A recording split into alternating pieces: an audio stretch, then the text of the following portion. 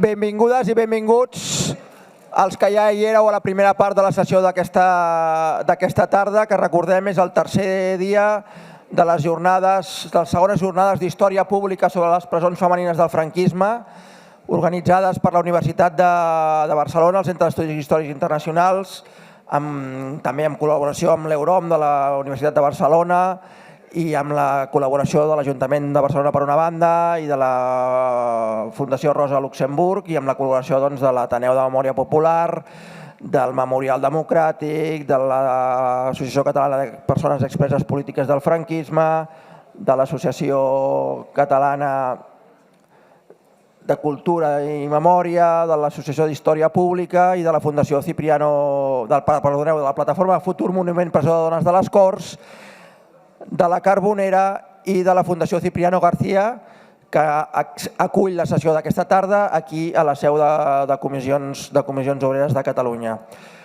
Anem a passar a l'última part d'aquestes jornades, que tindrà, si em permeteu 30 segons, tindrà un epíleg demà a les 12 del migdia al monument de la presó de les Corts, que qui vulgui, a partir de les 12 hi haurà un recorregut per el que era l'antic escenari o l'antiga geografia de la presó de les Corts. Això serà demà a les 12 del migdia.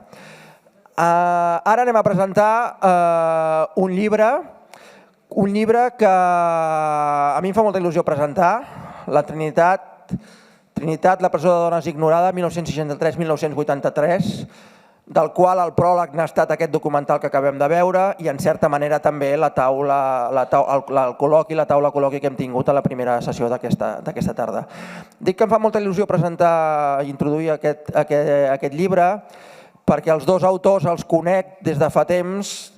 El César Lorenzo és un col·lega historiador format amb els estudis de la transició i compartim, encara que amb diferents etapes i amb diferents objectes d'estudi, però compartim un objecte d'estudi comú i, per tant, celebro poder estar presentant aquest llibre, que no és el primer del César, i celebro també poder presentar aquest llibre de l'altra autora, de la Carlota Falguera, que és una bona amiga amb la qual hem treballat conjuntament durant 4 anys frec a frec com a consellers del districte de Sant Martí, del qual els dos són veïns en una anterior etapa. I ho dic perquè també em fa certa il·lusió presentar-lo, perquè jo he crescut o tota la meva educació secundària l'he viscut al costat d'una presó de dones, no la de la Trinitat, sinó la presó de dones de Bat-ras. Jo vaig estudiar a l'Institut Públic de l'Institut Icària, al barri del Poble Nou, i tota la meva etapa d'educació secundària recordo perfectament la vida quotidiana a fora de la presó, però també les converses i a vegades els crits que se sentien des de dintre. I, per tant, no és una temàtica que em sigui aliena. Però, i acabo i ho lligo amb el títol i amb el títol de la sessió d'aquesta presó ignorada, quan veus el llibre que ara presentarem, el llegeixes, he tingut l'oportunitat ja de fullejar-lo en digital i de mirar-lo per sobre, a banda de saber i ser conscient que és una magnífica obra des del punt de vista de la historiografia a 2 nivells. La historiografia des del punt de vista documental, el treball és excel·lent, com era excel·lent la tesi doctoral i el llibre de Les cárceles en llamas del César Lorenzo, per la minuciositat de les fonts utilitzades, el treball en arxius i amb les fonts documentals. Per tant, un molt bon treball historiogràfic pel que fa referència a fonts documentals, però també un molt bon treball perquè fa a la historiografia del que és la història oral. I aquí també el paper de la Carlota com a historiadora, que és també professora jubilada ja d'institut, doncs també és una obra que uneix les dues vessants d'investigació històrica amb un volum que, com veieu aquí, i ara li passaré la paraula a l'editor principal perquè l'expliqui, amb un volum que és impressionant. I aquesta presó ignorada quan mires l'índex i quan mires les persones entrevistades, moltes de les quals les hem vist abans en el documental, te n'adones que aquesta ignorància pot ser molt propera i com el fet de no visualitzar-la pot portar a paradoxes com que repassant aquest índex doncs resulta que entre les persones que van passar per la presó i que estan, per tant, els seus testimonis recollits aquí, doncs tinc una amiga molt propera com és la Carlota, tinc una veïna del barri molt propera com és la Pilar, tinc una professora de sociologia que vaig tenir a la facultat de periodisme com és la Cristina, tinc persones que en la meva trajectòria, doble trajectòria com a historiador i com a periodista, doncs he tingut el gust de tractar i d'entrevistar. És a dir, el que te n'adones és que jo diria que no conec tants homes que hagin passat per la presó com dones. I curiosament, soc una persona relativament jove. Per tant, la importància de reivindicar aquest coneixement que en aquestes jornades se'ns ha posat de manifest. Sense més, li dono la paraula al Jordi Font, el director del Memorial Democràtic de la Generalitat de Catalunya, que és la persona que té a càrrec l'edició d'aquest llibre, del qual tenim aquí un exemplar de prova, perquè la resta, malauradament, està encara en màquines a la impremta i no en podem tenir exactament avui tots els que voldríem tenir. Però en tot cas, Jordi Font, la paraula per tu.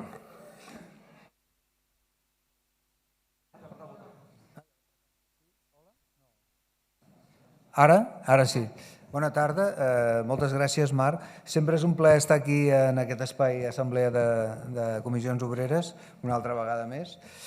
I malauradament, com ha dit en Marc, hi ha hagut un problema amb l'edició que no ens esperàvem, perquè avui el que volíem era presentar el llibre i tenir llibres per tothom, totes les persones que esteu avui aquí, i no ha estat possible. Tenim aquí un exemplar de mostra i el que preveiem és... Existeix, no és... I és real, no? Ha passat un problema amb la paginació i l'hem de tornar a reimprimir. Aquest és el drama que passa. En tot cas, tornarem a fer una altra presentació, potser al gener podem fer, i avui, per tant, el que farem és una presentació de la recerca, que penso que és molt important, la recerca que han dut a terme en César Lorenzo i la Carlota Falgueres. I és una recerca que la vam impulsar també des del Memorial Democràtic. No només hem tingut cura de l'edició del llibre, sinó que també a principis de 2023 en César i la Carlota ens van venir a veure, ens van dir, mira, tenim aquest treball en perspectiva, i de seguida des del Memorial Democràtic van considerar que era un treball que era necessari donar-li suport, sobretot perquè no hi ha masses treballs sobre el món penitenciari i menys amb aquesta perspectiva de gènere, diguéssim, el que serien les presons de dones. I per tant, avui també estem contents de poder-lo presentar la recerca en el marc d'aquest col·loqui sobre presons de dones. També volia remarcar, que ja ho ha dit en Marc abans, la importància, jo penso que el que és destacable d'aquest llibre, i no m'estendré massa, és aquesta combinatòria entre fonts arxivístiques, perquè han treballat moltíssim amb els fons que hi ha dipositats a l'Arxiu Nacional de Catalunya, del Centre Penitenciari de Dones, també han consultat l'Arxiu Municipal de Barcelona, de la Diputació de Barcelona, però alhora també el que trobo que és rellevant del llibre és aquesta combinatòria entre fonts arxivístiques i les fonts orals. Les fonts orals tenint la mateixa categoria que les mateixes fonts arxivístiques, que el document. I per tant penso que és un gran exemple que el treball en història es pot comptar en gran diversitat de fonts, com és en aquest cas les entrevistes. Unes entrevistes, per altra banda, que també estan disponibles en el Banc Audiovisual de Testimonis del Memorial Democràtic. Per nosaltres, des del Memorial Democràtic, malgrat l'accident d'avui, estem molt contents amb el treball que s'ha dut a terme i de seguida, com ja he dit al principi, vam veure que era fonamental donar-li suport, perquè és un llibre que explica molt bé el funcionament intern del centre, de la Trinitat, també defineix molt bé els perfils, penso, socioeconòmics i delictius de les preses, el fet que hagi recollit una diversitat àmplia també de testimonis, de persones relacionades amb aquest món penitenciari, i també d'alguna manera és un llibre que explica l'evolució d'aquest sistema penitenciari des de la segona meitat del segle XX. Per la meva banda, només vull tornar a agrair el gran esforç que heu fet, tant en César com la Carlota, en aquesta recerca, i disculpar-me una vegada més, perquè avui no serà possible que disposeu del llibre, però sí que quan tinguem els exemplars ben editats, preveiem fer una altra presentació en un entorn també que sigui potser el més simbòlic possible, el més acostat possible a l'antiga presó de dones de la Trinitat. Veurem a veure si podem fer en el barri de la Trinitat o potser en el mateix indret, però encara això no ho podem assegurar. Estaria bé. Bé, moltes gràcies per la vostra assistència, i no és habitual que en una presentació d'un llibre hi hagi tanta gent i malauradament no es presenta el llibre, però vaja. Bé, moltes gràcies i... Gràcies, Jordi.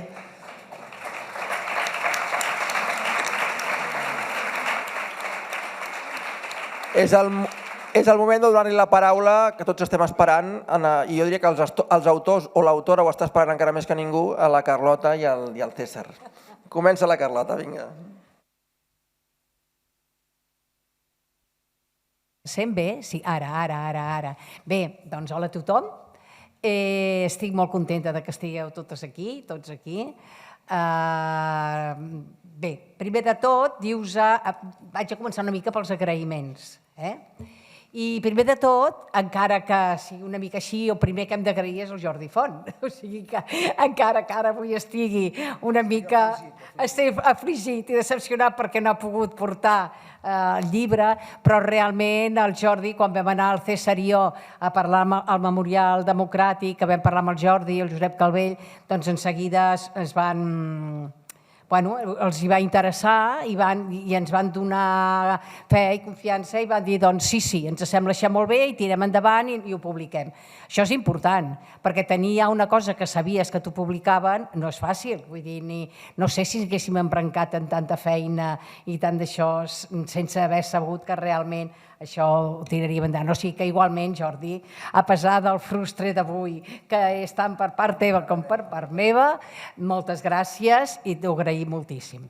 Bé, després, també, a continuació, haig d'agrair a totes les testimonis que ens han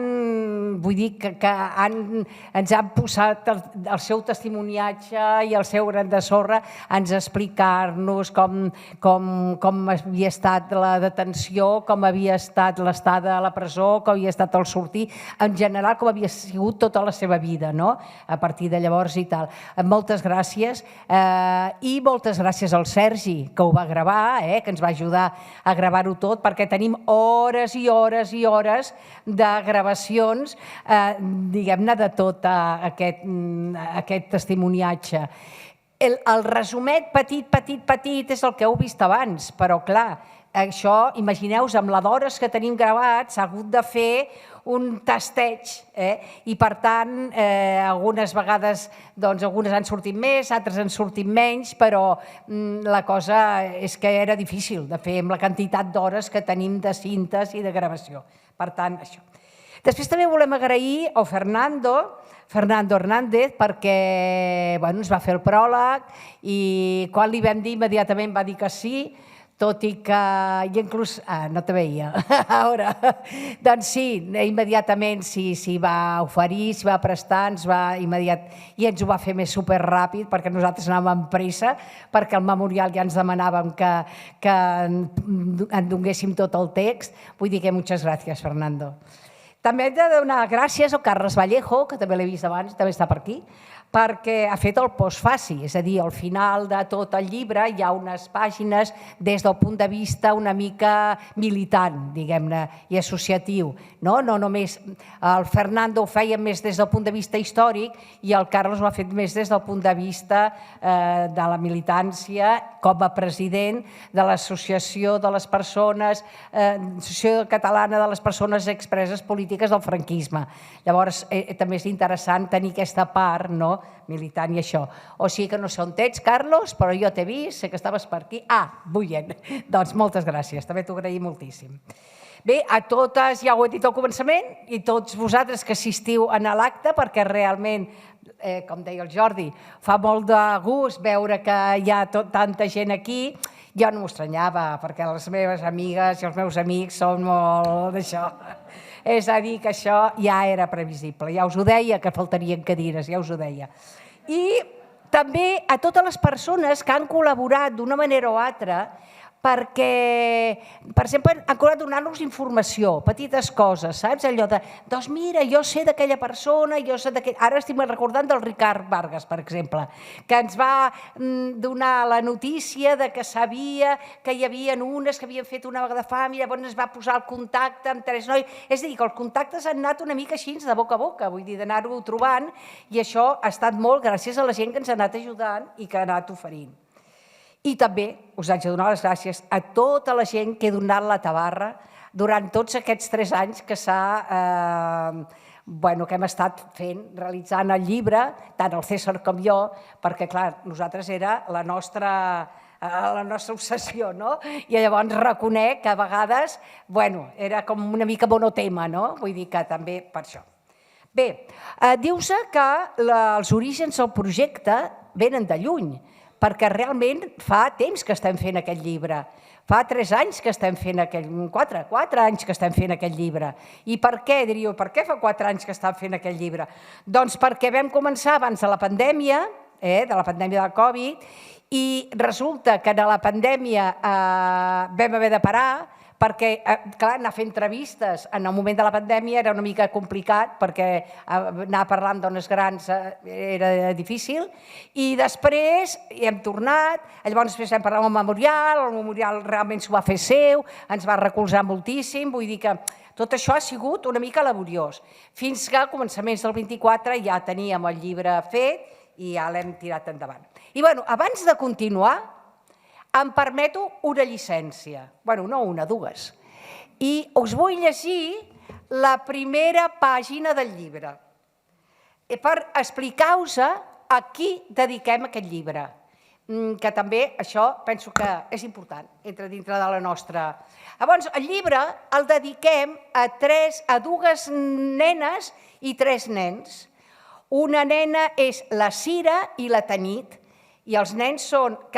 I després d'això, l'Aran, la Cira, la Tanit i l'Aran són els fills del César, el Jan, que està aquí, és el meu net, i el Roc és el fill del Sergi, que és el que ens ha ajudat a la gravació. Llavors, aquests 5 criatures petites dediquem al llibre. I els dediquem perquè diem, perquè la seva generació no conegui el dolor que provoquen les presons més que a través dels llibres d'història. Llavors, els dediquem amb ells, que quedi clar.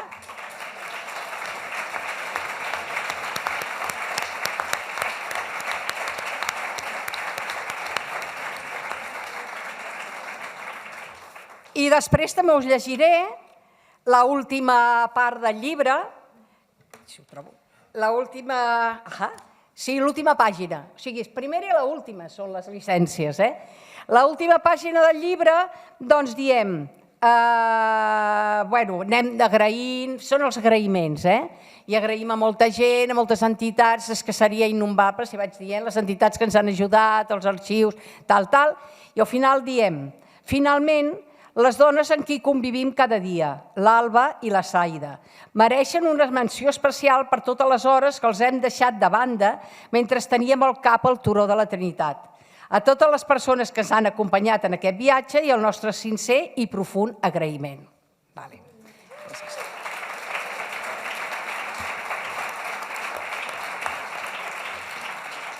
Bé, llavors ja dius que us faig una relació superràpida de com hem constituït el llibre, com és el llibre. Llavors,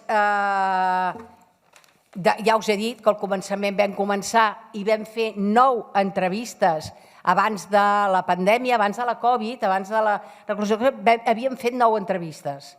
Clar, però havíem fet 9 entrevistes, encara no teníem massa la programació feta ni els objectius. Saps? Allò era com una espècie de comencem a veure què trobem, no? Llavors vam fer com 9 entrevistes així. I després va venir Covid i, evidentment, ens vam haver d'aïllar. No podíem anar a fer entrevistes. Tot i que les primeres que vam fer, les vam fer... Jo recordo que l'última entrevista que vam fer abans de la Covid va ser la que ens va fer el César, la Margarita i a mi, a la Margarita Arboix i a mi, que estàvem, te'n recordes, Margarita? Que estàvem a punts, que hi havia... Llavors, estava allò, que estàvem a punt que ens havien ja de confinar. Vull dir, estàvem a punt del confinament i me'n recordo que era allà a la universitat i tal. Després d'això vam estar un any sense poder fer entrevistes, clar. Però és que no sols vam fer entrevistes, sinó que tampoc vam anar cap arxiu, tampoc vam poder anar a cap biblioteca, ni res, perquè també estava tot parat.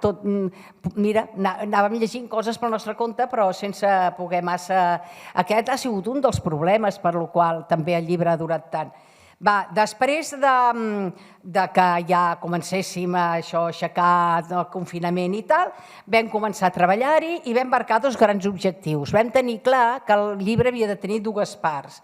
Una part que seria la part més documental, que seria la part de la història de la presó, la inserció, l'evolució del sistema penitenciari, etc., a partir de documents que hi havia en arxius i així. Aquesta part, fonamentalment, va prendre la part central, diguem-ne, el César. És a dir, el César és el que va córrer a càrrec de tota una mica de la direcció. A veure, això no vol dir que jo també anaven als arxius, també anava a les biblioteques, però el César és el que va portar el pes d'això. I llavors la segona part, en canvi, va ser la part de recollir testimonis, el màxim de testimonis volíem fer nosaltres, el màxim de testimonis diversos i tals, o bé de preses que havien estat a la presó, o bé de gent relacionada, com per exemple funcionàries, com per exemple com per exemple advocades, com per exemple una parlamentària, etc. Llavors, això, tota aquesta part, diguem-ne, el pes el vaig agafar jo, però el César també venien a les entrevistes. Vull dir que tots 2 ho hem fet tot, però el pes l'ha agafat ell més la primera part i jo més la segona part. Quina metodologia hem utilitzat? Doncs el que us he dit, recerca en arxius i hemeroteca i biografia i entrevistes obertes gràcies a que el Sergi també ens anava gravant i tal. Bé, llavors vam començar amb això i l'any 2023 ja teníem el llibre absolutament ja perfilat i aclarit i tal i qual, i va ser quan ens vam anar al Memorial. Vam anar al Memorial, el Memorial s'ho va fer seu, ho va acceptar perfectament. Aquí, quan he donat les gràcies a ell, també haig d'afegir el Josep Calvet i a les 2 tècniques, la Mireia i la Júlia, que també han ajudat molt. I llavors ells ens van proposar que sí que editarien el llibre, i no solament que l'editarien, sinó que, si volíem, les entrevistes podien passar a formar part del banc de memòria del Memorial. Clar, això és molt important, perquè vol dir que són entrevistes que no queden en el buit, no queden perdudes, sinó que estan en el banc de memòria, que tothom està obert al públic i tothom hi pot entrar i tothom ho pot veure. I, efectivament, ara jo crec, jo avui no he tingut temps d'entrar-hi, però crec que s'estan ja obrint obrint totes. L'altre dia, la setmana passada, havien començat ja, n'hi havia dues, i jo espero que avui estiguin totes ja. Això vam quedar.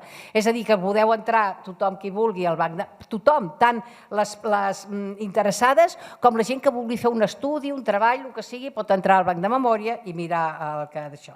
Bé, en total, que quan ens presentem l'any 24, el 24 teníem ja acabat el llibre, el mes de gener, finals de gener, i el projecte, més o menys, havia funcionat, el projecte el teníem. Només, dius-te, això sí que és veritat, que hi ha una sèrie de problemes en aquest projecte, una sèrie de dèficits. Quins dèficits?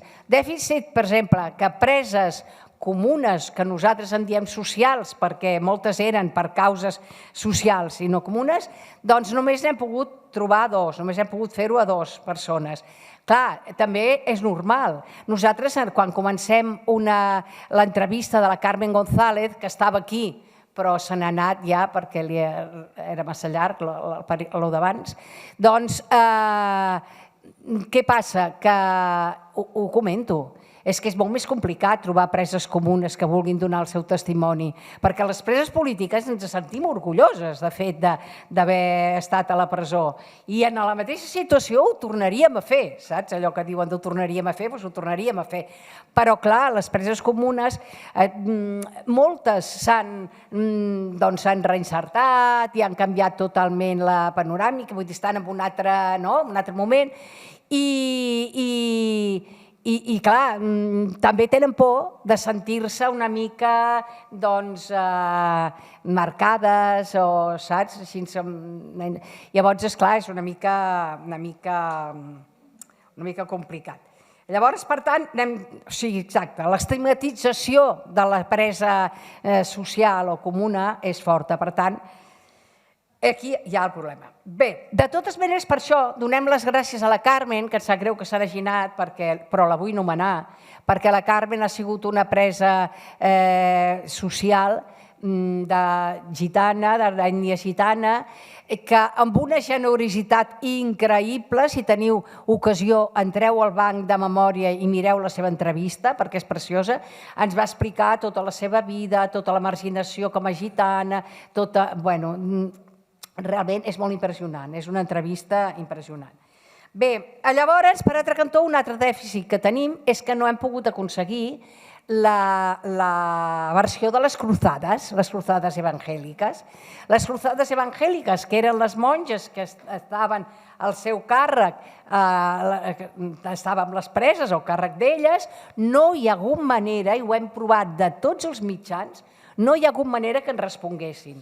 Hem escrit correus, hem entrat al seu Facebook, vam telefonar inclús amb un centre que tenien a Cerdanyola, i a veure si encara, que havien tingut a Cerdanyola, a veure si encara hi eren, tampoc. És a dir, que no hi ha hagut manera i, per tant, el testimoni de les cruzades no ho són. Per tant, ens permetem descriure a les cruzades segons ens han dit els testimonis i segons veiem en els documents, però no hem tingut la seva versió. En canvi, sí que tenim la versió de les funcionàries, i les funcionàries que hi van haver-hi després de les cruzades, perquè el 78 van marxar les cruzades, van treure les cruzades i van venir funcionàries. Aquestes sí que tenim molt generosament, les vam localitzar, vam parlar amb elles i es van venir a fer una entrevista amb nosaltres i donar-nos informació de com va ser el canvi de cruzades a funcionàries. Per tant, gràcies a la María Carmen García, a la Alicia Hernández i a la Soledad Prieto. Sé que hi ha la Alicia por ahí, no sé si encara hi és. Sí, está. Muy bien, gracias Alicia. Y haz llegar el reconocimiento a las otras. Bé, un altre problema que també tenim és que no hem trobat actes de funcionament intern de la presó. Això ho he dit en una xerrada que hi ha hagut aquest matí. No sabem, les actes de funcionament intern, de disciplina i d'això, no hi ha hagut manera de trobar-les en l'Arxiu Nacional de Catalunya ni enlloc. No sabem si s'han perdut o les han fet desaparèixer. No ho tenim clar, però no hi són. I llavors també dius finalment que aquest llibre, que com veieu és molt gruixut, és un totxo de llibre, però no patiu, perquè té diverses lectures. Hi ha dues parts. Hi ha la part més documental i més historiogràfica i que jo penso que sobretot la gent d'història i la gent interessada en el tema i tal és un primer llibre que surt tot això i que us anirà molt bé. O sigui, a ti t'anirà de meravella. I l'altra part és la part més de biografies, de les bibliografies de les preses que hi havia allà, inclús hi ha dibuixets, hi ha fotografies, és a dir, que això penso que us pot interessar a tothom perquè és més així. I ja està, això simplement es complementa amb els vídeos que us he dit, que estan en el Memorial Democràtic, i us animo a tothom a que entreu a la web del Memorial Democràtic, no sé exactament com és... Sí, però per entrar dintre, com es centra els vídeos? El Google funciona bé. Bueno, això s'entra... Exacte, en el banc de memòria. Al banc de memòria entreu i ja està. I ja està, i res més. I moltes gràcies a tothom.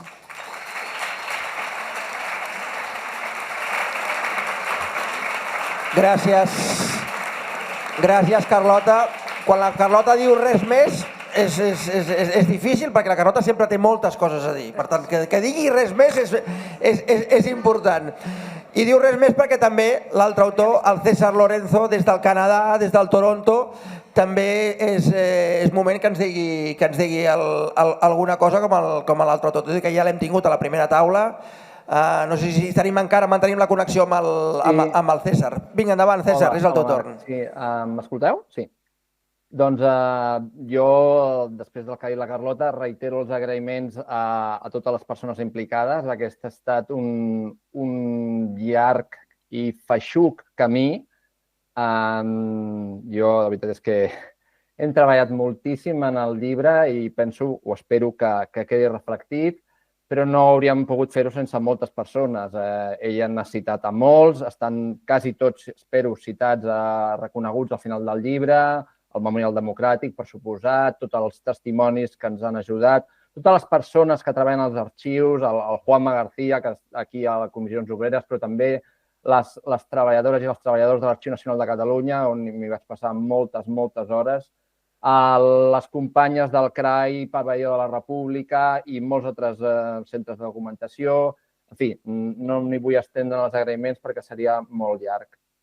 També s'ha dit, és un primer llibre, és el llibre sobre la Trinitat, no n'hi ha cap altre llibre sobre la Trinitat i, per tant, desbrossa un camí que no estava trillat, aporta, penso que bastants coneixements, tot i que encara presenta dèficits, incògnites que no podem respondre, però sí que acaba amb alguns falsos mites o alguns llocs comuns que s'han anat repetint durant molt de temps. I n'he parlat abans uns quants. Doncs les Cruzades no eren monges, és un institut seglar.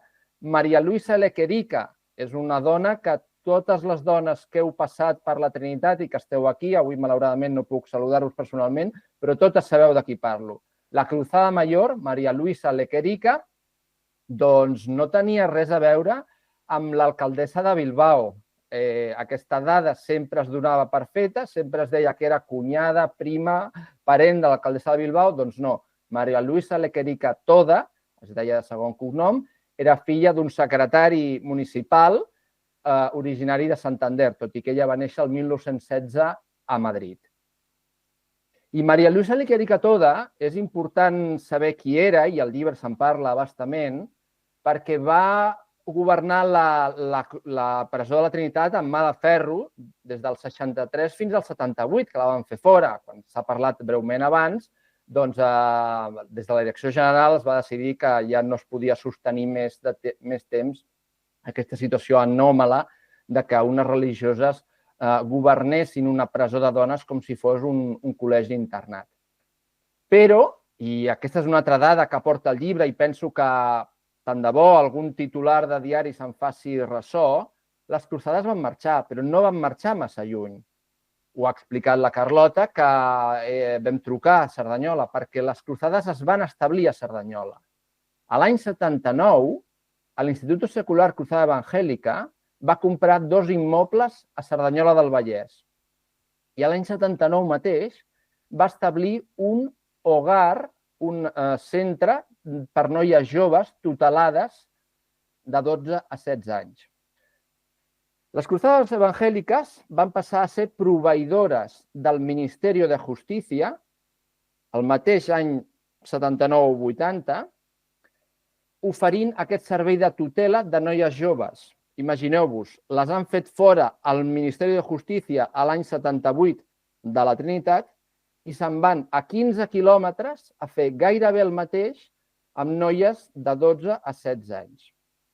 Però és que l'any 81, quan la Generalitat assumeix les competències en matèria de tutela juvenil gràcies al traspàs d'aquestes competències, l'Instituto Secular de la Cruzada Evangélica passa a ser proveïdor de la Generalitat. Sí? I atenció, qui està al front d'aquest centre de noies tutelades? María Luisa Lequerica Toda. Fins a quin any? Doncs fins a l'any 1994, en què es jubila. Durant 16 anys, la que havia estat Cruzada Mayor i ogre, per dir-ho d'alguna forma, el súmum de la perversió de les cruzades contra preses polítiques i comunes, treballa al capdavant, al front d'un centre de menors tutelades a Cerdanyola del Vallès. Centre de menors tutelades que funciona gràcies a contractes i convenis amb la Generalitat de Catalunya des de l'any 1981 fins a l'any, atenció, 2021. Això és fa exactament 3 anys, 2021, quan es trenca la relació i no pas perquè la Generalitat les faci fora, atenent el seu passat, anava a dir, ignominiós, sinó perquè elles, a l'Institut Secular de la Cruzada Evangélica, rescindeix el contracte. Per tant, ens trobem amb que durant 42 anys, la Generalitat de Catalunya, només 40 anys, 42 en total, la Cruzada Evangélica, fins i tot les mateixes dones que estaven al capdavant de la presó de la Trinitat, van seguir exercint el seu tutelatge, el seu apostolat sobre adolescents a Cerdanyola del Vallès. Aquesta és una dada que porta el llibre, amb tot detall, i que us convido, un cop estigui ben impresa, a que fullegeu, a que llegiu i que valoreu també, perquè diu molt de com es va fer la transició a casa nostra. També diu molt, per no estendre'm gaire, en com les dones van sortir de la Trinitat, gràcies a la col·laboració que hem tingut de les funcionàries que van prendre el relleu de les cruzades i de tota la documentació aportada també, conservada a l'Arxiu Nacional, de la premsa i de moltes altres fonts, doncs també hem pogut reproduir o reconstruir el procés de traspàs, de mudança, per dir-ho així, des de la Trinitat fins a Bat-ras. Les dones se'n van o les porten des de la Trinitat fins a Bat-ras no per voluntat pròpia, sinó perquè la model era una olla a pressió i s'havia de descongestionar. El model penitenciari català, del qual ha parlat en la sessió anterior l'Elisabet Almeda, que comença amb el traspàs de competències, comença també amb la nova ubicació de les dones a l'antic reformatori de Bat-ras. El canvi d'usos es produeix al llarg de l'any 83, a final del 1983, perquè la presó model, la presó d'homes, és una olla a pressió i necessita descongestionar-se.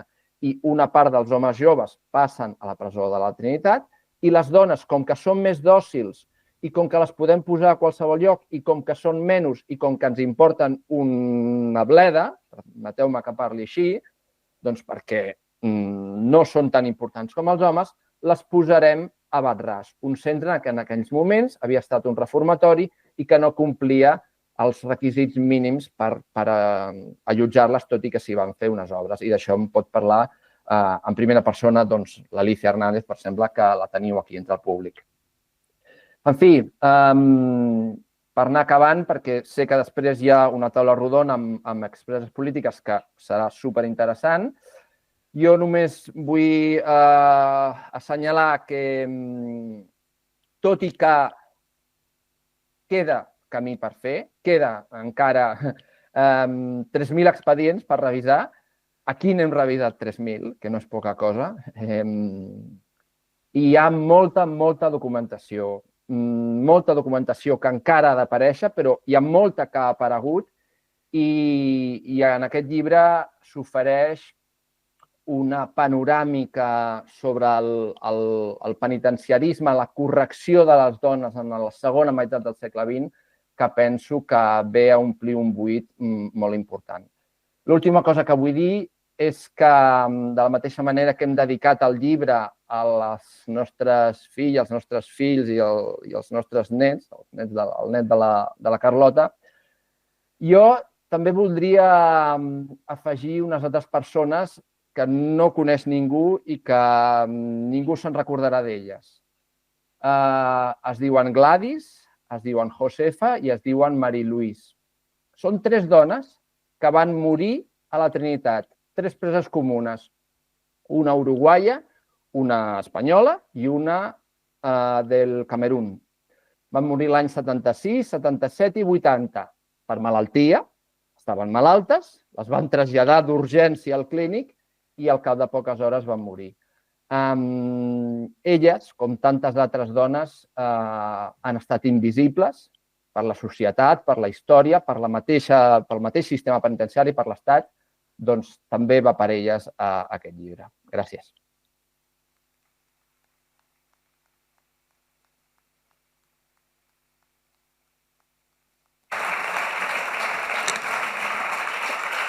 Gràcies, César. Gràcies, Carlota. Gràcies, Jordi.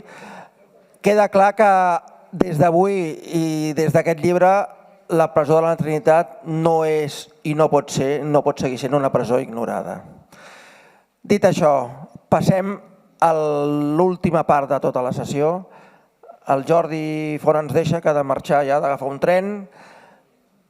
A la Carlota li deixem el mando del micro, però jo estic al costat perquè ella és perillosa, amb el micro a la mà, per tant no la penso deixar del tot a sola.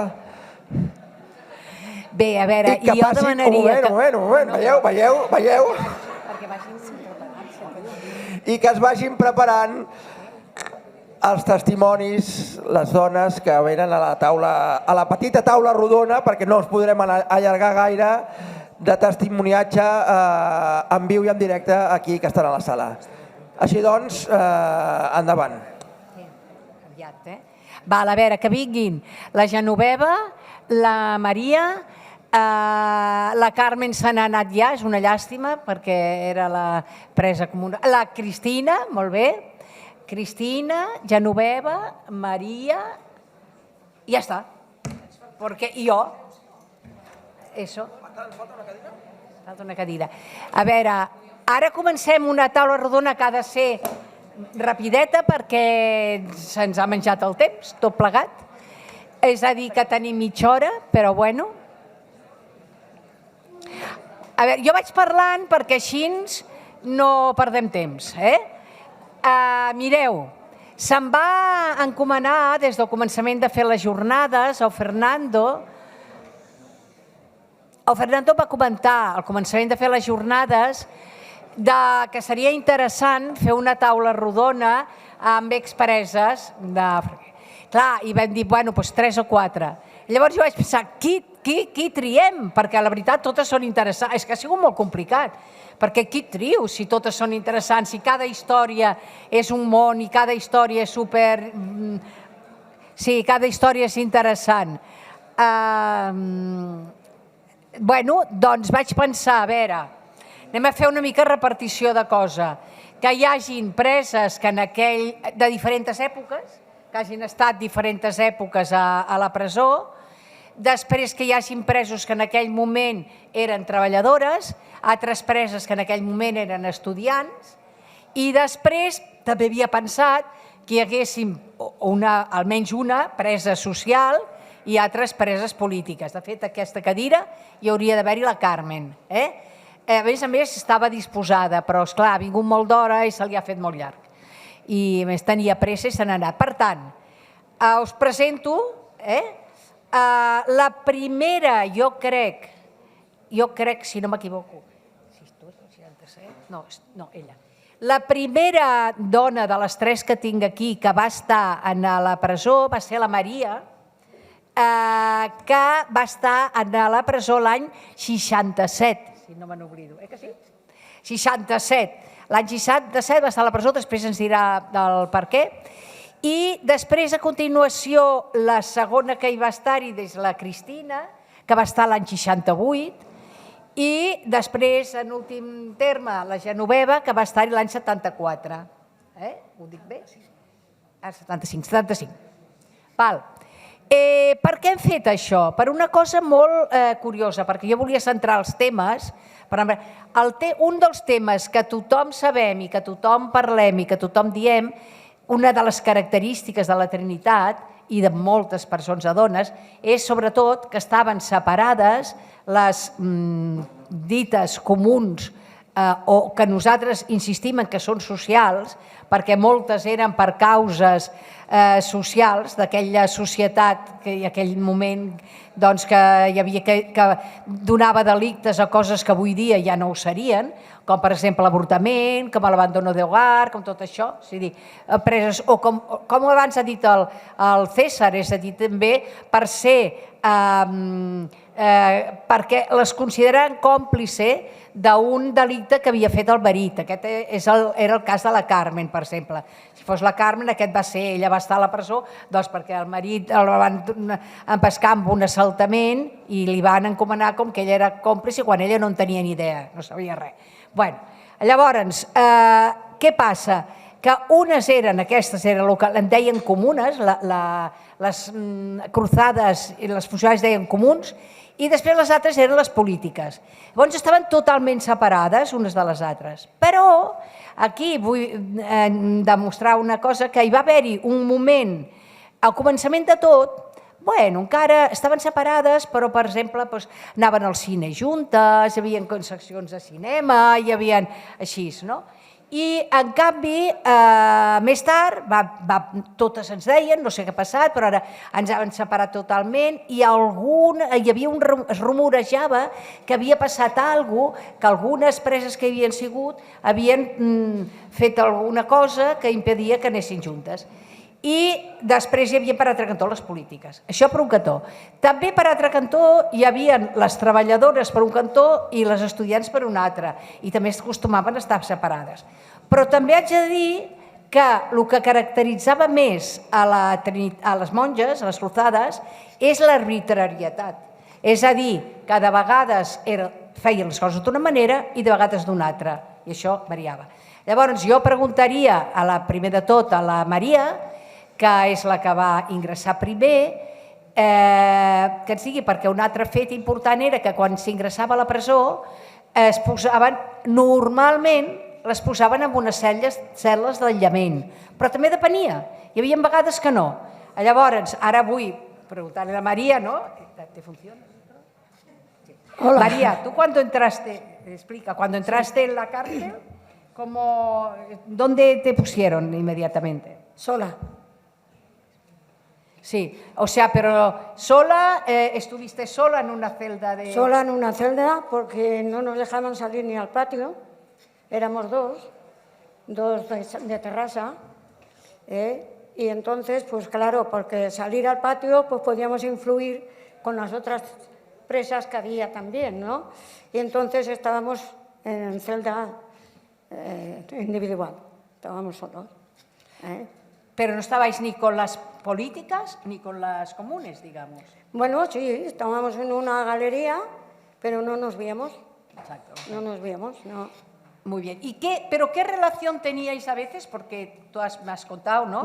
Que, por ejemplo, había cosa rara, que esto no acostumbraba a ser, pero tú, claro, tanto estar sola, que esto no te gustaba, no. ¿Qué a ti? ¿Qué pediste? Yo pedí de que, por lo menos como había comunes que tenían hijos pequeños, pues tenían una especie de guardería allí en la cárcel, ¿no?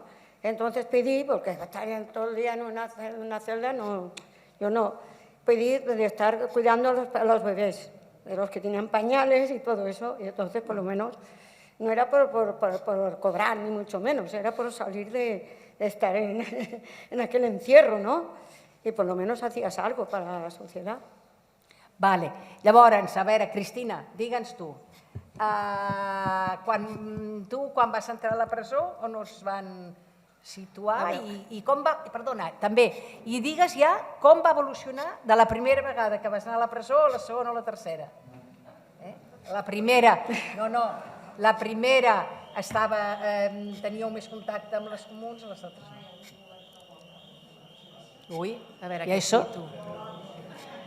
Bé, jo vaig ser presa, vaig ser enganxada amb 3 dones més, amb la Núria Vidal de Llobatera, amb la Núria... Vaig directament a la presó o explico? Sí, a la presó, a la presó. Vaig directament a la presó. A la presó convivíem en una d'aquestes sales que heu vist abans, a les imatges de la presó, que era com una sala d'internat. Jo havia estat interna als 13-14 anys i era igual l'escola on havia d'anar, de monges. És a dir, una gran sala i les 4 estudiants que ens havien enganxat a la Diagonal, després d'una assemblea a l'Escola d'Arquitectura, les 4, la Núria Vidal de Llobatera, la Núria Vidal Villa, la Josefina Llugany i jo mateixa, estàvem amb les 4 en una habitació. Era el mes de febrer, gener-febrer, feia un fred horrorós, la humitat del Besòs ens arribava al moll de l'os, no hi havia per descomptat calefacció, i allà estàvem. Vols detalls? És que és tard. No, jo l'únic que vull que diguis és, a la primera vegada anàveu al cinema... Bueno, a veure, això d'anar al cinema és una manera de dir-ho, Es feien sessions de cine. Llavors, eren els pocs moments en què compartíem el mateix espai amb les dones preses comuns. Però no ens relacionàvem, no ens podíem relacionar. Estàvem al darrere i separades, d'alguna manera, però no a la mateixa sala. I poca cosa més. Com a molt, si alguna havia anat, per exemple, a infermeria, havia contactat amb alguna persona que també estava allà, o, efectivament, teníem el contacte amb les vigilants. La famosa Leonor, que ha sortit abans, jo la tinc superpresent. I hi havia alguna cosa, nosaltres veiem a través d'algunes finestres que hi havia tallers, als quals nosaltres mai hi vam anar, no hi vam anar. És a dir, vam mantenir les 4 sempre i podíem sortir a un pati. Ara bé, la segona vegada que hi vaig entrar, per una altra enganxada, doncs jo ja era molt dolenta, però esclar, era reincident i a més feia relativament poc. Jo no estava organitzada enlloc, per això em van tornar a enganxar. A la tercera ja estava organitzada, òbviament. A la segona vegada ja era molt dolenta i vaig estar tot el mes, vaig estar-hi, no sé, 30 o 35 dies, aïllada, totalment aïllada, a una sola habitació. Molt petita, llit, vàter, llit i vàter, pràcticament. I una finestreta a dalt. En aquest cas em vaig coincidir, jo aquest aïllament el vaig portar relativament bé, no vaig veure pràcticament a ningú, però em comunicava amb una presa que també estava aïllada, que tocava la flauta igual que jo. Llavors ens comunicàvem per flauta. No sabia qui era, ni ella sabia qui era jo. I això no m'ho deixàvem fer. Tocava la flauta.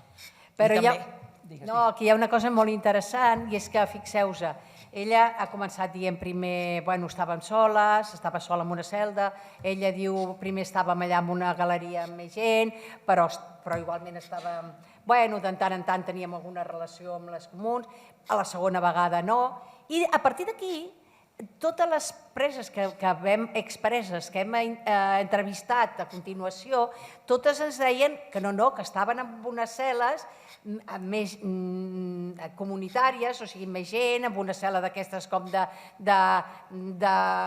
d'hospital, diguem-ne, amb llit cantó i cantó, cel·la molt gran, menys Un cas, també hi ha un altre cas, que és la Teresa Ferran, que també, quan va entrar a la presó, la van posar en una cel·la individual i va estar allà tot el temps, tot el temps que vas... Quant temps has estat? 40 dies, en una cel·la d'aïllament total, i no se sap per què. O sigui, per això dic que hi havia una part que era molt arbitrari, que depèn de com vols dir, perquè no era cap... no ho sé, va ser així, no entenem. Però una cosa sí que hem descobert a partir d'aquest treball d'investigació i a partir d'aquest treball de camp i aquestes entrevistes i tal, què és el que va fer que separessin tant les comuns de les polítiques. És a dir, hi va haver un moment, hi va haver un fet que va fer que les cruzades diguessin aquí s'ha acabat. Vosaltres per una parte i altres per una altra. I aquest fet, la responsable van ser aquestes senyores, que van estar la Núria Vidal, Villa, la Núria Vidal de Llobatera i la Cristina Brullet. Eren molt joves, ingènues i optimistes, idealistes i molt batalladores. I se'ns va acudir, quan se'ns va dir que ja marxàvem, o ja calculàvem, l'advocat ens havia advertit, se'ns va acudir que també es podia fer política a dins de la presó i que la faríem. Llavors vam escriure unes cartes, 4 cartes, jo em sembla que era amb lletra de pal, i vam decidir unes cartes que deien molt breus, escrites a màquina serien mitja pàgina, mig foli, a mà era un foli màxim, però que venia a dir el que abans s'ha comentat en algun moment i que jo volia portar i que me'ls he deixat a casa. Volia portar per llegir-vos una de les cartes, però eren 3, és una llàstima perquè realment estava bé. Era, esclar, érem estudiants, sabíem una mica escriure. Sembla que surten aquí. Potser surt. Surten. Doncs eren unes cartes ingènues, perquè deien som estudiants, lluitem per una societat millor, estem en un context franquista, vosaltres esteu aquí per uns motius, nosaltres per uns altres, però finalment tots estem per lluitar contra un sistema que no ens agrada. Bueno, més o menys, ho deien més bé que jo ho dic ara. Nuestra lucha es vuestra lucha. Nuestra lucha es vuestra lucha. Ho dèiem fantàsticament bé. Breu, però molt bé, molt bé. I sortia la paraula proletarios, burgueses, sortien les paraules sindicat d'estudiants democràtics, que s'havia acabat de constituir feia pocs mesos, sortia comissions obreres, és a dir, feien propaganda de comissions obreres, del sindicat democràtic i que era una lluita comú i que per això nosaltres estàvem a la presó i que enteníem que elles era un tema que també les afectava molt, bàsicament. I els dèiem, quan hàgiu llegit això, ho passeu a les de confiança i ho trenqueu. Què va? Ho van passar immediatament a la Leonor. Per tant, no us explico després, no? Les conseqüències. Jo no en tenia tanta consciència que allò va marcar un abans i un després, però és possible, perquè no m'he parat mai a llegir les 100 pàgines del meu expedient policial en detall. Sí, surt. En l'expedient policial que vam trobar a l'Arxiu Nacional, a l'ANC, l'Arxiu Nacional de Catalunya, hi surt. Està tot reproduït. I són aquestes cartes. I tot el que les cruzades ens van interrogar, això va anar a l'altra policia, esto es delito, no es delito, etc. Un show de por, però el bonic era veure la carta i l'esperit de joves que teníem i la lluita que teníem claríssim que tiraríem endavant, com així va ser. Vull dir, allò ens va reafirmar en les nostres primeres conviccions de joves. Fins avui. Sí, molt bé. Val, Genoveva, ara tu. Ho dic perquè hem d'anar a pum-pum. Hi va haver un altre fet també molt important quan vam estar totes les... Hi ha hagut moltes de coses importants i ja us dic que és molt difícil destriar a veure què... Però bueno, va haver-hi també un fet que ens va semblar molt important dintre de la nostra investigació i és que nosaltres havíem vist, havíem sentit a parlar per la premsa, no per la premsa, no sé... Bueno, havíem sentit a parlar, però molt poc... Una entrevista per la ràdio. Això va ser després. Exacte, això va ser després. Total, ens van dir, el Ricard Vinyes ens va dir que havia sortit una entrevista per la ràdio, que parlaven unes dones que havien estat a la Trinitat i que havien fet una vaga de fam. clar, nosaltres vam quedar parades. Vaga de fam, nosaltres érem coneixedors de vaga de fam, coneixedors de vaga de fam a la Model, però no a la Trinitat. I llavors vam pensar, bueno, doncs no ho sé, vam anar mirant per l'hemeroteca, no ho vam veure, la premsa d'aquell moment, bueno, també ho dieu vosaltres, que no va sortir, no vam trobar res a l'hemeroteca, no vam trobar res als expedients, i llavors el Ricard ens va dir que havia sortit una entrevista al RAC i llavors ens van donar el contacte i llavors va ser quan vam entrevistar a la Genoveva, a la Núria Ballar i a la Carme Travesset. I explica, Genoveva. Bueno, doncs tot el que heu parlat, a mi em van detenir el 75, a l'agost, a finals d'agost. Hi havia la llei antiterrorista, per tant vaig passar 10 dies a comissaria. Quan vaig arribar a la Trinitat vaig estar aïllada, com era lo normal, el que tu has dit una mica. Tot era molt arbitrari. De fet, el que feien en un moment no ho feien en un altre, depèn del carrer, depèn de les coses que passaven per allà dintre. Bueno, doncs això, vaig passar coses importants en aquell moment, perquè això era, jo vaig arribar el 9 de setembre del 75, vam poder veure, ens vam enfilar i veiem la Meridiana i vam poder veure tota la comitiva com portaven a executar a Chiqui. En aquell moment després va venir la mort de Franco i immediatament va passar una mica com tu explicaves. Nosaltres vam pensar, què fem? Ens plantegem que estem aquí esperant que ens donguin l'amnistia, que això es mogui, que passi alguna cosa. Què fem des d'aquí dintre? Doncs ens vam plantejar fer una vaga de fam. Érem unes 15, potser més, unes 18 preses polítiques que estaven juntes, estaven totes a la mateixa sala. I, d'organitzacions de tot arreu, però vull dir, la cosa era aquesta, no? Estava clar el que tenien que fer i per què. L'objectiu era aconseguir unes millores de vida dintre de la presó, perquè sí que hi ha presos polítics, però els homes a la Model, la mateixa cosa que la vaga no es conegués a fora quan era una vaga que hagués tingut una altra raó si hagués sigut feta per homes i a la Model. Nosaltres allò va quedar allà. Aleshores, ens vam plantejar, els objectius eren, repeteixo una mica perquè eren 4 objectius molt concrets, que era el poder parlar en català a la presó, que no estigués prohibit, perquè clar, entre nosaltres sí que parlàvem, però quan venien les famílies se les castigava amb elles i se'ns castigava a nosaltres, però també a les famílies, perquè les famílies, amb la gent que t'has relacionat, hi havia gent que no podia parlar. Jo quan vaig estar hi havia empreses d'ETA també, i també els hi passava el mateix. Quan venien les famílies tampoc els deixaven parlar en basc i molta gent venia, feia el viatge i se'n tenia que tornar.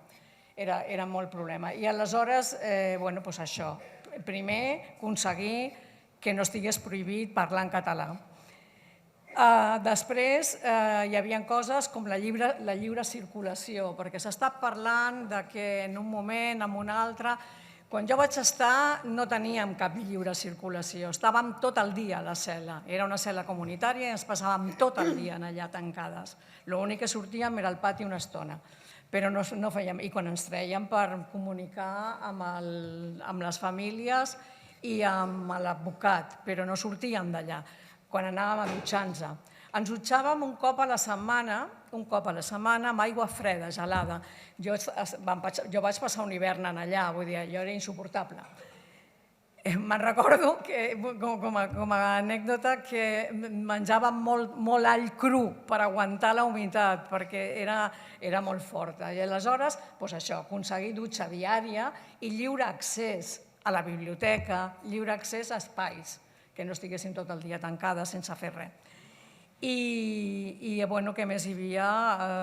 El tema de la roba que s'ha parlat abans, que poguessin portar la roba normal, és a dir, pantalons que abriguen més, no que tinguessin que anar amb faldilletes, aguantant allà el fred. Jo tinc un document que em sembla que pot ser interessant de llegir, perquè és de la Lequerica, justament, i és l'explicació de la vaga des del punt de vista d'ella, d'ells a dintre. Bueno, us explico una mica com va ser i després us llegeixo. Nosaltres va ser l'1 de desembre i el que vam fer és que vam decidir, tota la gent de molts grups polítics diferents, fer la vaga. I llavors van dir, avui, quan vinguin les preses a portar-nos el menjar, una altra cosa de la reivindicació és que nosaltres no teníem menjador. Ens portaven el menjar i menjàvem de qualsevol manera en allà i després tenien que fregar les piques del lavabo i s'ho tornaven a portar. Aleshores, una cosa era aquesta, que poguéssim anar a menjar als menjadors, a un menjador. Aleshores, vam venir, sempre portaven les preses, jo li dic socials, directament, venien i portaven el menjar i els vam dir que no, aprofitant que entraven, vam sortir i van començar a caminar per un lloc prohibidíssim, perquè, clar, allà tenies que anar amb vigilància i no podies sortir si no anaves acompanyat. Van començar a deambular per allà i van dir... Sortir vol dir sortir per la cel·la, no sortir fora de la presó. No, sortia... Hi havia dos bars... Del dormitori. Exactament, el dormitori, una porta i una altra reixa, un espai entre les dues reixes. Van obrir aquesta i llavors van poder sortir a fora i vam caminar per allà. Aleshores vam dir que fèiem una vaga de fam, que la començàvem en aquell moment. Llavors, clar, les preses socials es van quedar així una mica sobtades i van dir que, no sé, se'n devien anar i nosaltres ens vam quedar caminant per allà, vull dir, disfrutant d'aquells moments. I llavors van venir, ja acompanyades van venir les cruzades i ens van dir que què passava, que què estava passant, que ens castigarien, que allò que era, que això era una acció de rebel·lia important i que què volíem. Doncs els vam dir que fèiem la vaga de fam i en aquell moment, com que ja van venir més preses, les van ajudar a ficar-nos entre reixa i reixa. Llavors nosaltres ens vam agafar unes a altres per tornar a sortir, i ja no vam poder perquè ja ens van tancar la porta. Llavors va passar el temps, nosaltres allà estàvem esperant a veure què passava i a les 6 de la tarda va venir el subdirector acompanyat de les creuades, la Lequerí que anava la primera, i ja ens van agafar, ens van separar i ens van portar, en aquell moment no sabíem què estava passant, però ens van fer dos grups, diguéssim. Llavors, érem 14 les que van fer la vaga. Llavors, a 3 les van posar a les cel·les d'aïllament de l'entrada, d'aquelles cel·les que aïllaven quan arribaves, als ingressos, a la que devies estar tu, Teresa, i tu també. Doncs a 3 les van posar allà i a les 11 restants ens van posar al soterrani, a les que hi havia al soterrani, que tu has estat també. I aleshores, clar, en aquell moment no sabíem què passava. Clar, les que estàvem al soterrani ens podien comunicar amb una i amb una altra, amb veu, cridant, sempre que no sentíem les claus, que les claus eren la senyal de callar. Però ens podien comunicar i a veure, i els primers dies el que vam fer és intentar reorganitzar l'espai i com estàvem, fent la vaga. I ja, va començar la vaga. La cel·la és un espai molt petit, com us podeu imaginar, una cel·la d'aïllament, on hi havia un llit, un vàter i un rentamans, i una finestreta a dalt, que sí que ens servia per sentir quan venien.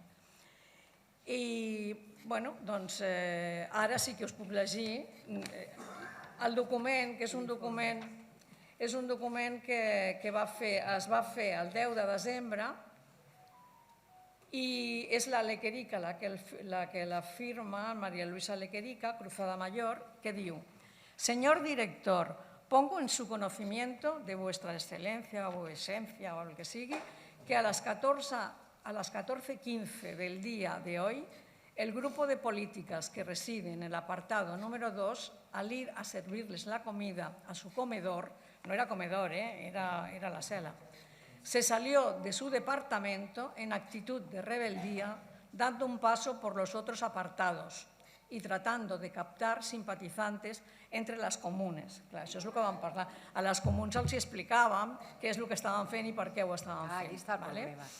Diu, asimismo, anunciaron a alguna interna común que iban a iniciar una huelga de hambre. Se las obligó, sin presión de ninguna clase, a volver a su departamento, cosa que hicieron, pero al llegar a la primera puerta se resistieron y hubo que empujarlas. Solo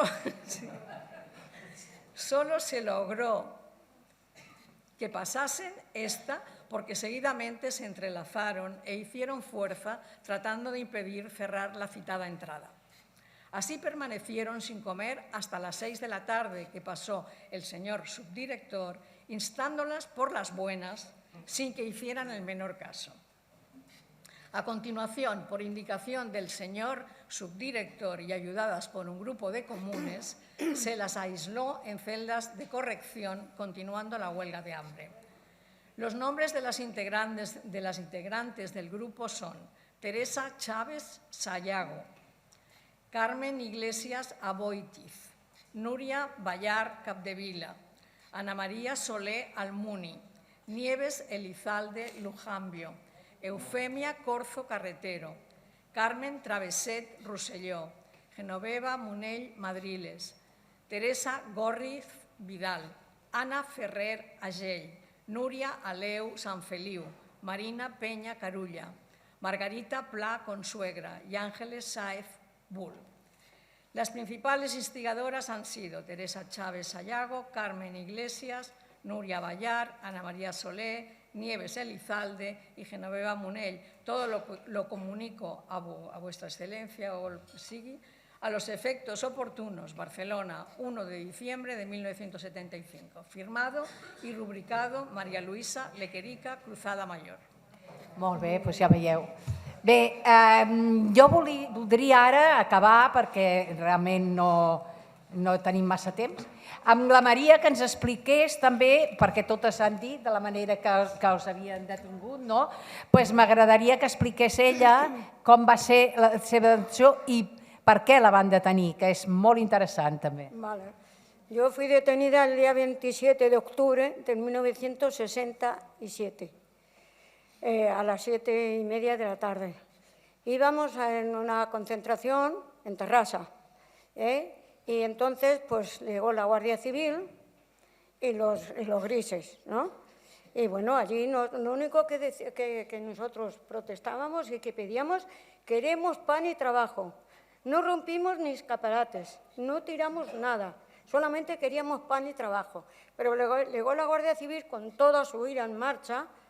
Pero entonces nosotros, ¿qué defensa teníamos? Por las piedras que había en la vía del tren. Claro. Entonces, a ver, si no teníamos... Ellos tiraron tiros y tuvimos tres accidentados de tiros. Uno en el estómago y 2 en la mano y en el brazo. No te creas que iban a darnos caricias. Iban a arrearnos, pero fuerte. Pero nosotros también le arreamos con lo que pudimos. Dejamos la vía del tren sin piedras. No. Y el tren se tuvo que quedar en las Fonts, porque ya no pudo llegar a Terrassa. Claro, por eso fue considerada peligrosa y cuando entraste en la Trinidad te pusieron aislada. Sin, ¿sabes? Ninguno más, porque claro, era presa peligrosa. Bien, yo quisiera ver si sí o qué. ¿Sí? Venga. Bueno, bien, pues nos va a cantar una canción, María, va a cantar una canción que es precisamente la canción que hace referencia de las piedras, la de la detención. Venga, bueno, para adelante, María. Dice, y acabamos así la sesión. Dice, y el 27 de octubre, y en las Ramblas de Terrassa, se concentran los obreros y se abren las pancartas, queremos pan y trabajo, que no haya más despidos y que suban los salarios. Por las calles de Terrassa desfila la policía, que ametralla a los obreros que piden pan y justicia, queremos pan y trabajo, que no haya más despidos y que se suban los salarios. 30 son las detenciones, contando con 2 chavalas que enseñan a nuestro pueblo cómo hay que dar la batalla. Queremos pan y trabajo, que no haya más de y que se los salarios. Pues quiero también hacer un recuerdo a mi marido, que veníamos de poner las amonestaciones para casarnos y nos casamos a los 5 años. A él le metieron consejo de guerra porque le pegó una paliza a un coronel que lo dejó lisiado.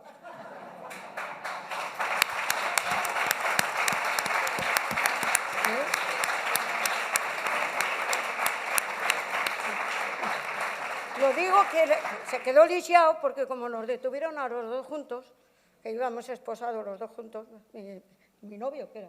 Sí, no era éramos, novio, no éramos ya, esto. ya uno sabe. Pues cuando llegamos a la policía, pues decíamos que no sé qué. Usted ha tirado muchas piedras, digo yo ninguna.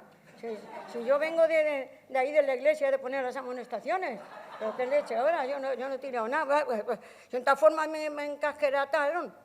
Y entonces allí en la Trinidad yo tuve un enfrentamiento con una presa común, como ellos les llaman, ¿no? Entonces sabíais que teníamos que lavarnos nuestra ropa, ¿eh? Y fui a la lavandería, ¿sabes? Y se presenta una señora, madre mía, que aquello había que mirarlo así. Digo, jo, madre mía, pues sí que es grande esta. Y tú, comunista, que así me dijo, tú no lavas aquí. Digo, ¿cómo que no? Yo lavo, pero yo tranquila, ¿eh? Digo, yo lavo lo mismo que tú no lavas aquí. Me la miré 3 veces, digo, arriba no llego, pero abajo sí. La enganché, pero a mí me tocó luego un mes estar en los calabozos de castigo. Pero aquella se fue caliente.